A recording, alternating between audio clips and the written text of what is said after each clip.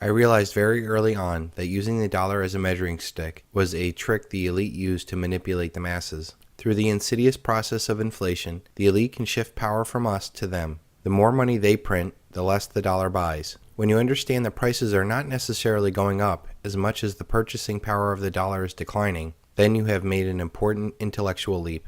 In May of 2011, when silver got close to its 1980 high of $50 an ounce, everybody was crowing that it was the bubble top. The reality is that $50 in 1980 had a ton more purchasing power than it does now. 31 years of debt and money printing has cut the value of that $50 tremendously. If you go by the rigged Bureau and Labor Statistics numbers, adjusting for inflation, silver would have to get back to $143 an ounce just to get back to its inflation-adjusted highs from 31 years ago. If you are using real inflation-adjusted numbers, like those from John Williams at shadowstats.com, then silver needs to at least get to $450 an ounce. And that is just accounting for inflation. When you factor in decades-long physical deficits of silver, trillions of unfunded liabilities, and the mathematically inevitable worldwide fiat currency collapse, the case for silver is even stronger. I knew the dollar could not be trusted as a measuring stick, so I started to search for something else to guide me. I found that ratio investing was the best way of overcoming this dollar-centric view of the world. The idea is simply taking the currency out of the equation and simply divide asset by asset to get its ratio of purchasing power. It is also important to use this line of thinking when you look back in history to make historical analysis of real purchasing power of silver, as we have seen with my historical case of $960 silver. Most importantly, this line of thinking will help you see values that we are investing for in a post-dollar world. So here are the 3 big charts that I watched for silver for the past 7 years. The first chart is the one that literally got me to bet the house on silver in 2005. When I got out, the ratio was 42,000 ounces of silver for the average house. Now it is close to 6,000 ounces for the average house. Using the ratio, so far the real purchasing power of silver has gone up over 600%. That's great and all, but I believe that we have much further to go. I can tell you from first-hand experience that we are nowhere near the bottom of housing. First, until jobs come back, there will never be a recovery in housing. There is a huge shadow inventory in housing of either foreclosed homes held off the market or homes where people have not paid their mortgages in years. Then there's the whole MERS mess, the mortgage electronic registration system that has not been resolved. Think about how many houses were sold with fraudulent documents. I mean, would you feel comfortable buying a house with a title that the bank may not even own? We also have ridiculously low interest rates that are artificially supporting the housing market. I'm not that old, but I seem to remember when 3.9 was a pretty good deal on 60-month financing on a car, and now we have that for 30-year mortgages. If you are like me and believe that inflation is running at 10+% in the real world, when you factor in the stuff that the Federal Reserve does not, like food and fuel, you actually have negative interest rates in housing. Even with this incredible artificial support, we are now starting to look at a double dip in the housing market. Let's get 2 steps ahead of the crowd. Say things do go to hell in a handbasket. The dollar crashes, interest rates skyrocket, necessities like food and fuel moonshot, wars, civil unrest, cats and dogs are friends, mass hysteria. What would that do to housing?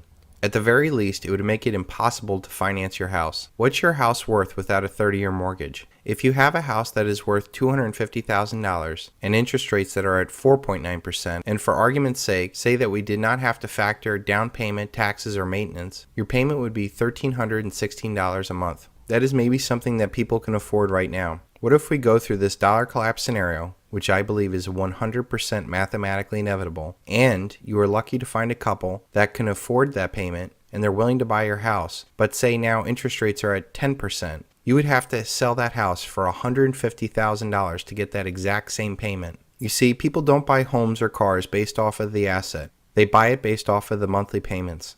What if interest rates went to 20%? That would drop that $250,000 home to $80,000. And all of that is contingent on that couple even having a job or a down payment or being creditworthy, which is becoming increasingly harder to find. I also believe that during this collapse environment, local governments will become so desperate that they will be raising property taxes on a declining housing market. We are 3 years into this housing depression, and most property taxes have either stayed the same or are higher than they were at the bubble. Another factor to consider is what is a McMansion worth if the cost to run the house goes up. $1,000 a month in water or electricity bills would certainly cramp any housing price. What if jobs don't come back and more people go to live at home with their parents? What if we go back to multi-generational housing? That would leave a lot of inventory on the market in addition to the huge overhang from the last bubble. One other thing to consider is your safety. What is your property worth in a city during riots or worse?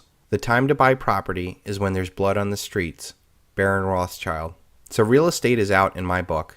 The average home price is about $246,000. The 200-day moving average of silver is at $36. So we are at a 1 to 6,833 house to silver ratio. Judging by my first chart, we could still see a 400% real return still in the house to silver ratio just to get back to the 1980 high where the average house was $72,400 and silver popped to a $50 high, which would make that ratio 1 to 1,448. I still think there is a very strong case that we could blow by that because we are in much worse shape as a country than we were in 1980. The next big chart I look at is the Dow to silver ratio, and we are just now getting back to the mean average of the Dow to silver ratio. This is after 10 years of silver outperforming stocks. At silver's 1980 peak, it reached a 1 to 18 Dow to silver ratio. That would almost be a 2,000% real return in purchasing power if we were to go to that ratio again. I would argue again that we are in a much worse scenario than we were in 1980. This market is now admittedly being propped up by the plunge protection team and high-frequency robo-trading. The Greenspan put of the 90s has turned into the Bernanke guarantee.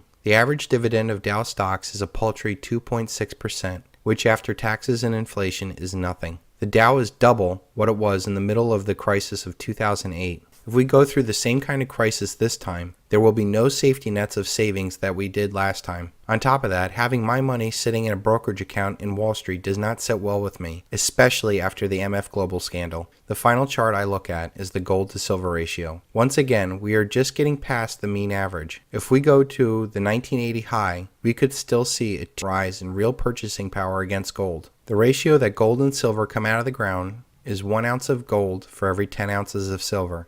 And yet there is a 1-to-1 ratio in the amount of dollars that goes into gold and silver with Sprott Asset Management, gold money, and even the U.S. Mint bullion sales. We understand that gold has been treasured as a precious metal and silver has been trashed as an industrial metal for decades. On top of all of this, the paper manipulation on Wall Street, with the Andrew Maguire testimony, I think we will overshoot the 1980 high of the 1 to 14 ratio. Finally, we have the mathematically inevitable collapse of the dollar. When this happens, all paper assets will get burned. Only real tangible assets will thrive. I cannot find another asset that has the opportunity that silver presents us today. When the day does come, when I find another attractive asset class, I will use my tax-free strategy that I present in the Ultimate Exit Strategy to plow my real purchasing power into a new asset. Until then, I will keep my eye on these 3 charts and keep holding my physical silver.